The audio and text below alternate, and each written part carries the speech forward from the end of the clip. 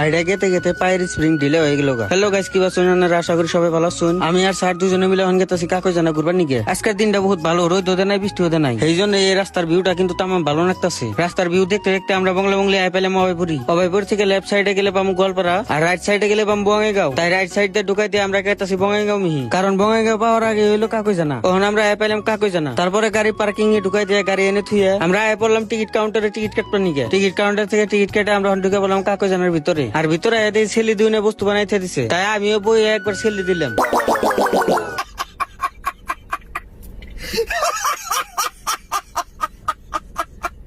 আর কাকই জানার ভিতরে একটা ঝর্ণা আছে, তাই আমরা আইডিয়া এখন গেতাছি ঝর্ণা দেখবার নিগে। আইডিয়া গেতে গেতে গাইমা অস্তুর হয়ে গেছি গে, তাই ছোট একটা ঝর্ণা পাইলাম থেকে হাত মুখ ধুইতাছি। হাত মুখ ধুইয়া বংলা আয় পড়লাম ঝর্ণার বুগলে। আর এই না এদের বহুত মানুষের গাও দুবান হয়েছে। তারপরে ঝর্ণার অনেক কটা ফটো ওইটা আমরা আয় পড়লাম বাইরে। আজকের ভিডিও এই পর্যন্ত। যদি ভিডিওটা ভালো লাগে তাহলে লাইক, কমেন্ট, শেয়ার আর পারেন যদি একটা ফলো করেন। Bye bye guys.